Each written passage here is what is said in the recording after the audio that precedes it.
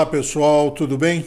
Mais uma vez Acreditar em Si entrando aí junto com você. Queremos sempre, te convidar para que você puxe a cadeira. Tem lugar aqui na mesa, vem aqui, senta com a gente para esse papo agradável dessa noite. Boa noite, Stella. Boa noite, Rogério. Boa noite, pessoal de casa.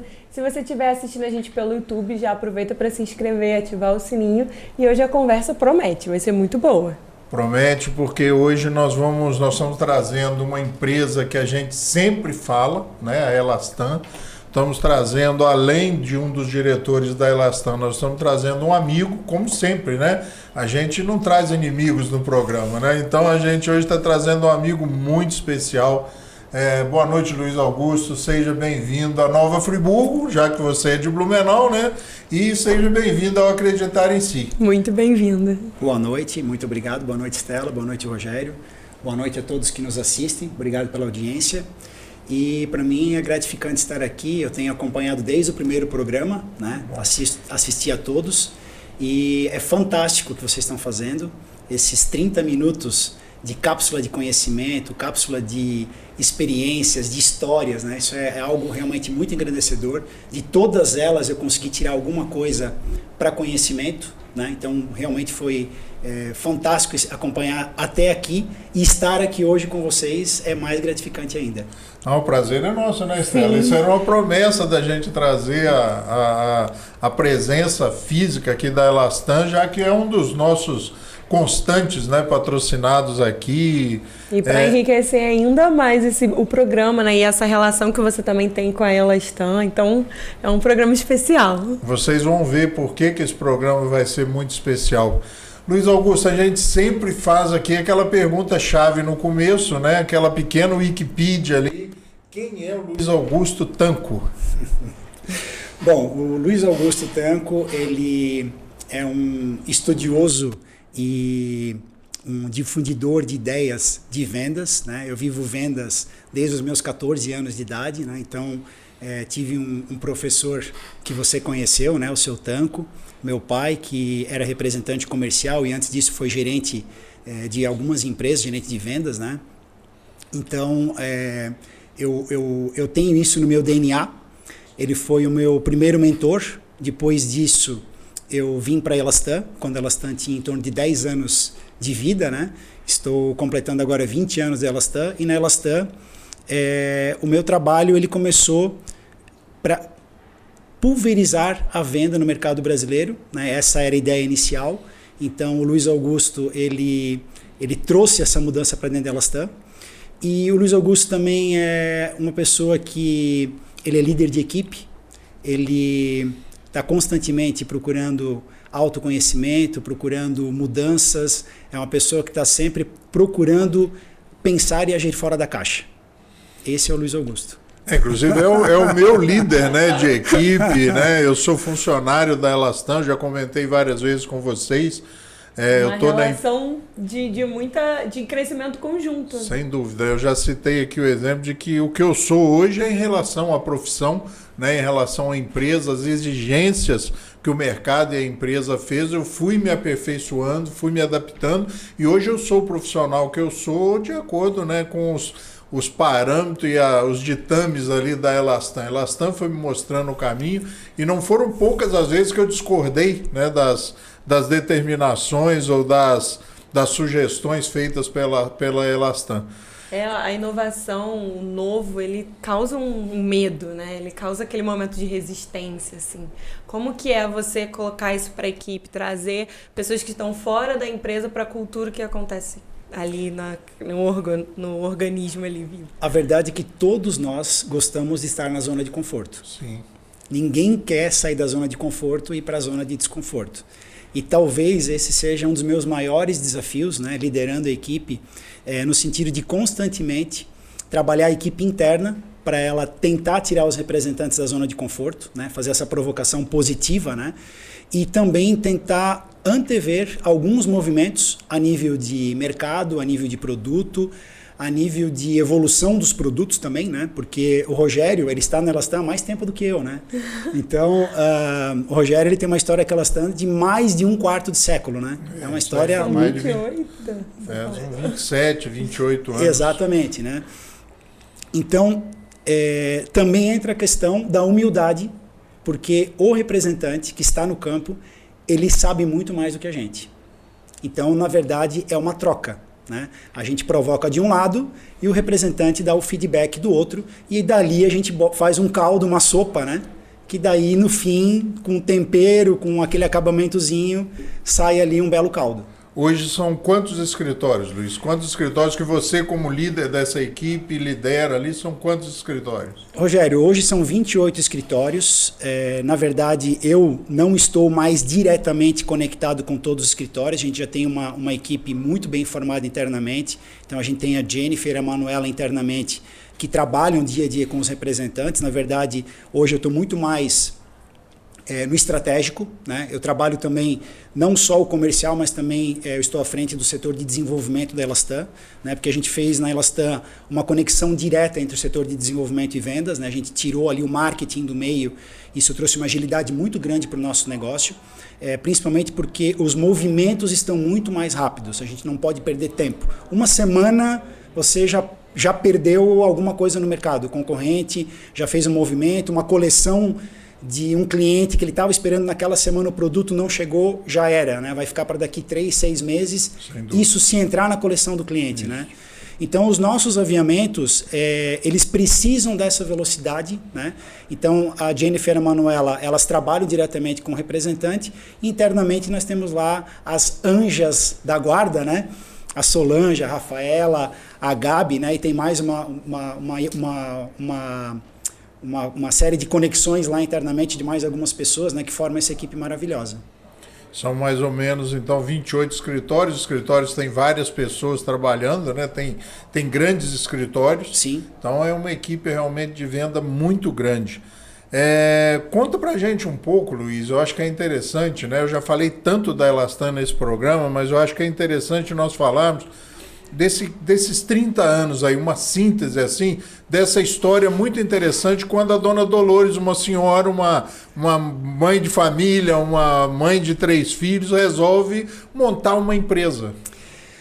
Bom, a exemplo de várias outras empresas, vários outros negócios que a gente tem no Brasil, a Elastan, ela surgiu de uma ideia, né, de uma conversa de domingo, né, onde o meu pai, né, colocou o desafio para minha mãe e para o meu irmão mais novo, José Ricardo, que na época ele tinha em torno de 15 ou 16 anos, de montar um negócio, né?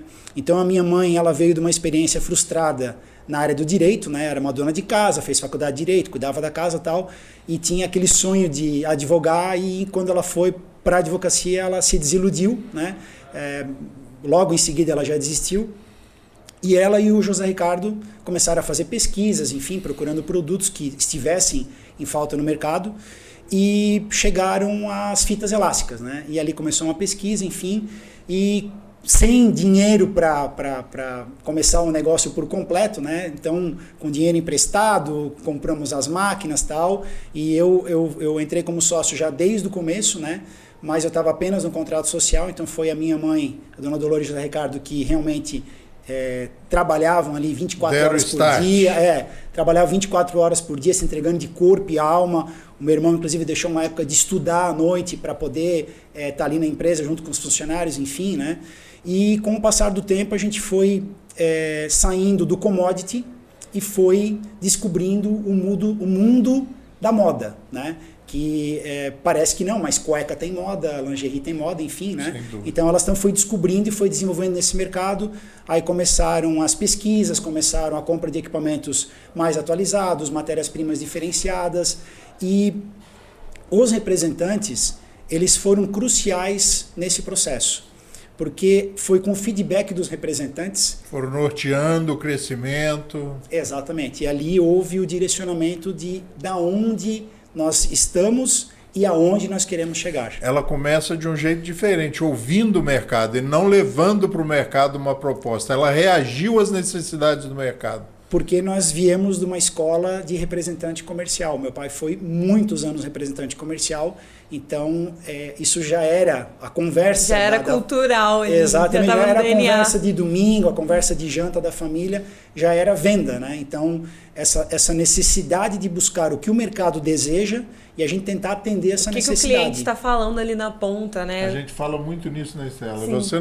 Você acha, então, a minha visão é essa, mas queria que você confirmasse se é a sua, que um dos grandes pilares do sucesso da Elastan foi essa, né, como diz o Rubem Alves, né, dessa escutatória, de escutar o mercado, de ouvir o mercado e tentar atender essas dores, essas necessidades, esses pleitos, porque no convencional é que a empresa fabrica e vai lá e oferta, né? E nós, né, eu faço parte desse processo, nós estamos sempre buscando o que o mercado está querendo, o que o mercado está precisando. Eu entendo que para quem está nos assistindo vale até como uma reflexão, né, para quem está no setor industrial e também no setor de serviços, que é mais ou menos o seguinte: muitas vezes a gente quer fazer o que a gente quer fazer, a gente quer vender o produto ou o serviço. Diferente é a gente buscar o que é a necessidade do produto ou do serviço e a gente tentar suprir essa necessidade. E é isso que elas sempre tentam fazer. O caminho inverso, né? Exatamente. Eu vou te contar uma historinha aqui, vou contar para todo mundo, porque aqui não dá para guardar segredo, né? Eu levei há um tempo atrás uma cliente na empresa, lá em Blumenau. A gente costuma fazer isso às vezes também, que é um diferencial também. As empresas normalmente não facilitam essa ida do cliente até a empresa. E nós passeamos, olhamos, apresentamos a empresa toda para ela. E quando eu levei ela até o estacionamento, não sei se eu já te contei isso, eu disse, aí, gostou? Ela falou, nossa, muito bonita, muito organizada, pena que está meio parada, né? Eu falei, mas como parada? Ela falou, não, mas tem pouca gente, né? Tá tudo meio apagado, assim. Eu falei, não, é 24 horas por dia e 365 dias de trabalho. É uma empresa altamente tecnológica, né? É uma empresa que vem otimizando os processos. Fala um pouquinho disso para a gente, da empresa 4.0, da indústria 4.0, que a gente já falou aqui algumas vezes, Luiz. Sim. O que acontece? Dentro do nosso processo, qualquer investimento ele é muito alto, né? Então, para você aumentar a produção, não é comprar um tear. Você tem urdideira, você tem tear, você tem tinturaria, você tem máquina de acabamento, você tem um processo muito extenso. Então, para nós, é muito importante tentar aproveitar ao máximo a produtividade de cada equipamento. Otimizar o máximo do...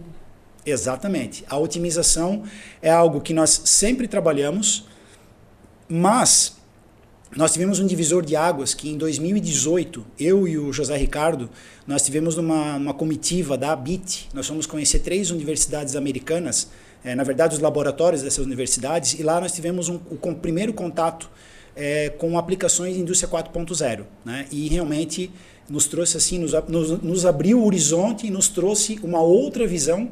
Na verdade, a gente mudou a nossa lente com relação à produtividade e otimização de processo com essa viagem, com essas visitas.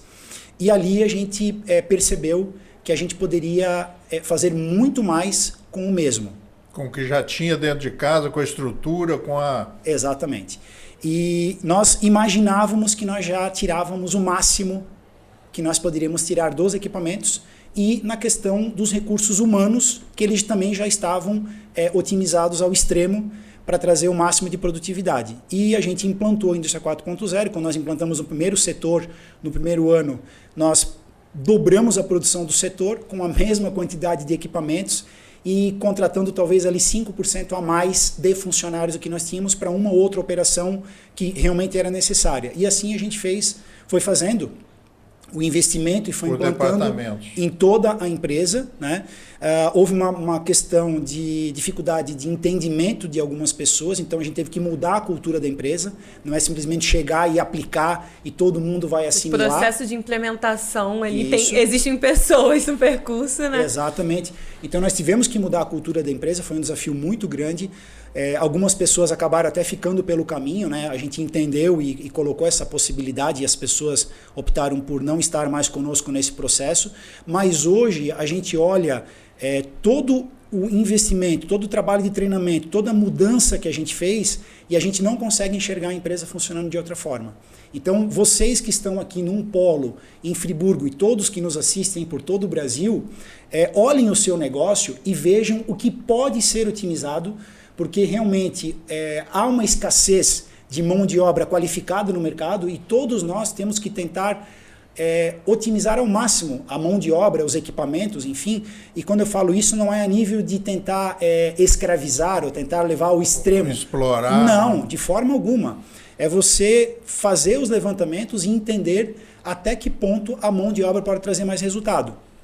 Inclusive, existem comparações, elas estão aí nas mídias, é só procurar no Google. A produtividade brasileira é uma das mais baixas do mundo.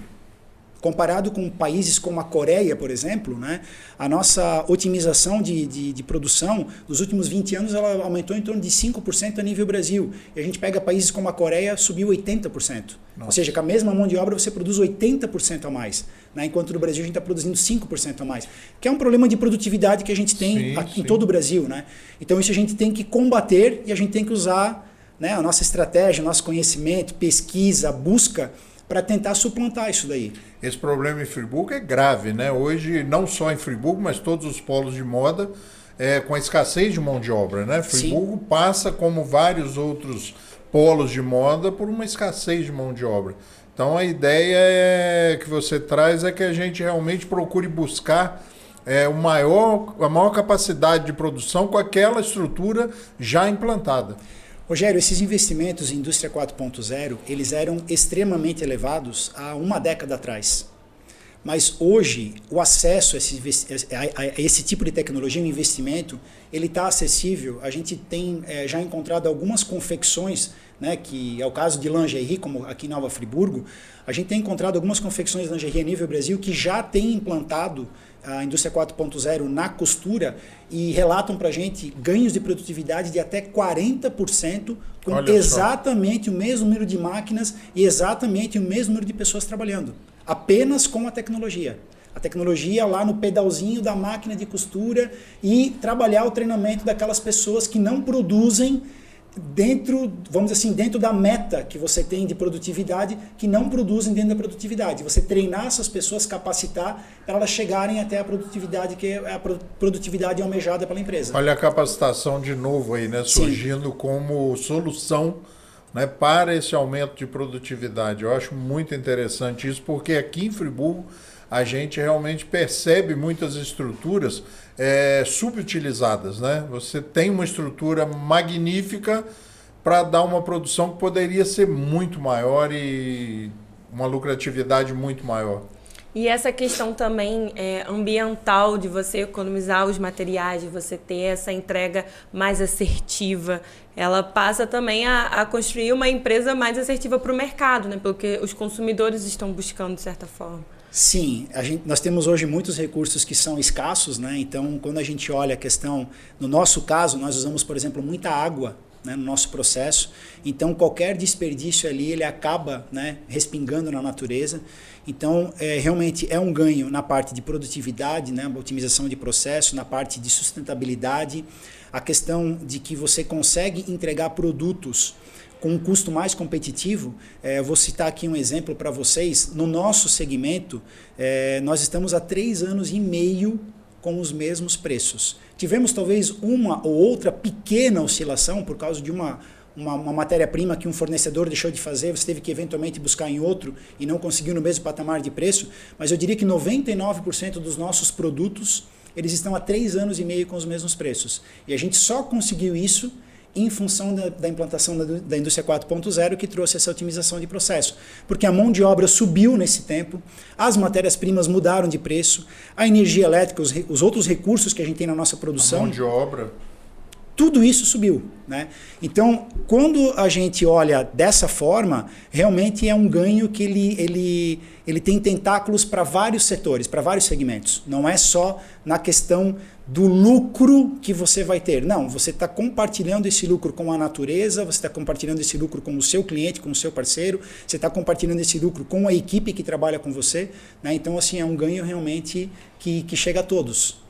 Resume aqui pra gente, Luiz, assim, talvez seja difícil, né?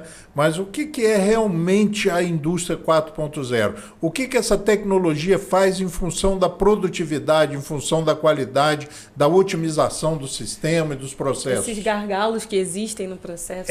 A gente tem uma série de mecanismos dentro da indústria 4.0. Eu não sou expert no assunto, mas eu vou falar do que nós temos na Elastan. Então, por exemplo, em cada equipamento nós colocamos um sensor. E esse sensor ele é alimentado pela parada da máquina ou pela produção da máquina, e cada vez que a máquina para, o operador ele tem que identificar o porquê do equipamento ter parado. Um rompimento de fio, uma agulha que quebrou, um rolamento, enfim, tudo. E você tem no final do dia, no final da semana, no final do mês, qual foi a produtividade de cada equipamento. Você tem a produtividade do operador daquele equipamento por turno, porque elas trabalham 24 horas por dia. Então você tem uma série de estatísticas e você vai trabalhar as causas que geraram aquela parada de produção. Você deixa o processo mais inteligente. Exatamente. E você também identifica quais são os operadores que eventualmente não estão no nível que é um nível padrão que você tem determinado para toda a empresa. E aí você vai treinar essas pessoas... Trabalha no motivo... Naquelas dificuldades específicas que eles têm. Porque às vezes é um detalhe específico que ele precisa de um treinamento, de um acompanhamento, e aquilo ali vai trazer um ganho de produtividade maior por operador, por pessoa, e um ganho maior por equipamento. No caso específico da Elastan, um operador ele cuida de várias máquinas, né? Você até citou aqui, o Rogério citou que a cliente foi nos visitar lá e falou, mas cadê o pessoal que trabalha na empresa, né? Cadê as pessoas, né? Então, assim, nós temos lá alguns setores onde nós temos até um operador cuidando de 14 máquinas, né? Então, para a gente poder mapear isso, a gente usa a indústria 4.0 e a gente trabalha, né, as causas. Por exemplo, esse TEAR está parando demais. Ele pode estar precisando de uma manutenção em tal tipo de rolamento, barras, embuchamento, enfim, tem várias... Tem um conhecimento aprofundado daquele processo. Aí começam as análises para você identificar tudo que tem que ser feito. E aí isso é trabalhado pontualmente e você vai ganhando em produtividade, né? Chega ao ponto, por exemplo, de a gente identificar, esse TEAR aqui não dá mais, ele tem que ser substituído, porque a vida útil dele já está tão, vamos dizer assim, já passou da vida útil, né? Já está tão usado que tem que colocar um novo, porque a produtividade dele não chega no padrão dos demais. Então, mesmo que o TEAR não produza o que ele tem que produzir, você está pagando a mão de obra, você está pagando o custo fixo da empresa, você está pagando tudo, né? O IPTU, o seguro, enfim, tudo isso está sendo pago, todos né? os boletos estão vindo. Exatamente. Então, a indústria 4.0 funciona nesse sentido, de você ter esse mapeamento e você identificar quais são as causas raiz que você tem que efetivamente trabalhar para chegar no resultado que é a meta. É uma tecnologia, uma técnica que pode ser utilizada em qualquer empresa, dentro das adequações, como você disse, já viu isso acontecer. Acessibilidade, né? Hoje ela está mais acessível às pessoas. Dentro de confecções, que é o nosso polo aqui de Friburgo. Sim. Né? E qual que é a importância da indústria 4.0 para essa transição da moda que vocês começaram, né? De atender essa demanda do mercado? Assim, a gente tem a questão de a gente poder entender um pouco melhor os nossos prazos, a gente entender um pouco melhor os nossos desafios com relação a treinamento, porque hoje, né, em todos os setores, né, quem nos assiste certamente deve ter alguém que trabalha junto, a gente está tendo uma dificuldade de mão de obra em todos os setores, mão de obra qualificada, né? Então, a partir do momento que você tem essa mão de obra qualificada, sendo, vou usar o termo aqui, melhor aproveitada, mas ela realmente produzindo... Uma entrega adequada. Exatamente. Para a cadeia, isso é totalmente benéfico. Então, assim, vamos levar aqui esse exemplo... Essa questão do prazo para as coleções, por exemplo. Exatamente. Vamos levar isso aqui para um exemplo de costura, por exemplo, né? Eu vi Indústria 4.0 numa confecção funcionando. Essa confecção é uma confecção não muito grande, deve ter em torno de umas 80 costureiras, pelo que eu me lembro, né? Que é essa confecção do exemplo que eu falei que teve esses 40% de ganho.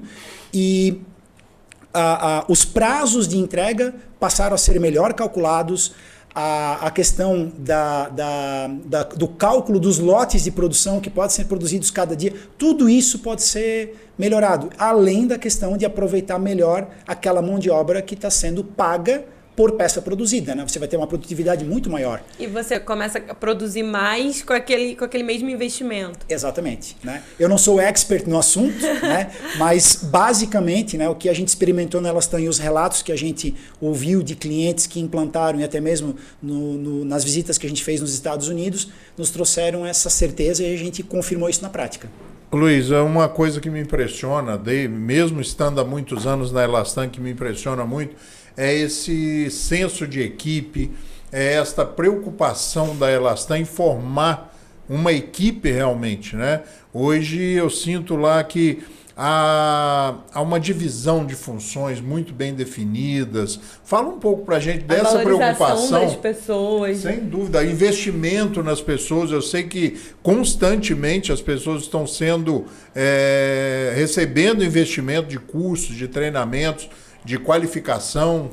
Rogério, para nós, assim, tá claro que a gente está vivendo um momento de transição muito grande com relação ao que tange as pessoas, né? A gente está tendo uma ruptura na forma como as empresas tratavam os recursos humanos, as pessoas, né, as equipes, de um processo totalmente reativo para um processo, para uma metodologia proativa, no sentido de você participar, a empresa participar da evolução dessas pessoas, né? Então, assim, nós temos uma grande quantidade de pessoas na empresa com 10 anos ou mais de empresa, e nós sempre tivemos a maioria do quadro com muitos anos de empresa, 5 anos ou mais. E hoje a gente vive um momento onde a gente tem uma divisão onde perto de metade do quadro, são em torno de 210 pessoas na equipe, perto da metade das pessoas que trabalham na Elastan tem 3 anos de empresa ou menos. Então, você fazer a cultura da empresa, fixar nessas pessoas, é um tanto quanto desafiador. E a gente ainda tem algo que é mais específico, que você tem uma empresa que trabalha 24 horas por dia, começa domingo 10 horas da noite e para sábado às 8 horas da manhã, aonde você não tem todas as pessoas em contato. Por exemplo, as pessoas que trabalham das 11h48 da noite até as 5 horas da manhã, elas não conversam comigo. Elas não almoçam no refeitório comigo, eu não encontro ela pelos corredores, porque elas estão lá de madrugada, né? Então, todos os líderes, eles têm esse mesmo desafio. Então, a gente iniciou no ano passado o projeto Repensar, que a gente implantou em um setor da empresa, foi compartilhado com os representantes, onde a gente trouxe uma consultora, a Fernanda, que está fazendo um trabalho espetacular lá conosco. Então, foi o primeiro embrião desse trabalho, onde a gente fez o seguinte: a gente trouxe a equipe e pediu para ela mais ou menos assim: se a empresa fosse sua, como que você faria as coisas aqui? E a equipe fez várias reuniões onde a gente tratou de vários tópicos e a gente iniciou uma série de mudanças na empresa com o olhar da equipe. Dados. Exatamente, com o olhar da equipe a gente começou as mudanças. Lógico que a gente não conseguiu colocar 100% em prática e não vai conseguir, tem muitas ainda que estão em andamento, mas a gente acredita que em torno de 50% a 60% das ideias que vieram a gente vai conseguir colocar em prática. Esse foi o embrião. E agora a gente está num segundo passo, que é começar a replicar isso em vários setores da empresa. Estamos agora com um projeto para fazer em outra parte do administrativo e começar um trabalho mais efetivo nos setores produtivos. Vai ser um trabalho de longo prazo, mas é um embrião de uma mudança de cultura de uma empresa que vem há 30 anos. 30 anos essa cultura, essa forma de trabalhar nos trouxe em sucesso até aqui. Mas não é essa forma de trabalhar que vai... Então a gente está mudando a empresa. Essa visão de futuro já está causando as Não vai ser uma agora. mudança rápida, né? Talvez os próximos 3 anos a gente vai dizer assim: poxa, agora a gente está vendo o resultado do que começou a ser plantado lá em 2023. Mas é o que a gente precisa fazer. A gente precisa mudar a forma de tratar as pessoas que estão nas nossas equipes. Isso vale para todos nós. Meu amigo, infelizmente o cronômetro já nos alcançou, como você mesmo brincou algumas vezes. Muito rico. É muito bom. Eu vou sugerir, Stella, aqui uma coisa meio inédita, da gente continuar esse papo para a semana que vem, né? Nós temos um tempo aí. A princípio, muito obrigado, Luiz, mas eu acho que a gente pode continuar esse papo. Mais 30 a gente minutos. pode continuar esse papo numa outra sexta-feira. Madrugada dentro, então. Muito obrigado, muito obrigado. Quero agradecer a você aí que acompanhou a gente até aqui. E aguarde que a gente vai continuar esse papo, se tudo der certo, tá bom? Luiz, mais uma vez, muito obrigado por estar aqui com a gente. Obrigado a você, Stella. Obrigado a você, Rogério. E obrigado a todos vocês que nos acompanham. Isso aí, pessoal. Até semana que vem, acreditar em si. Toda sexta-feira, 8h10 da noite ou no YouTube, no horário que você preferir. Até lá, pessoal.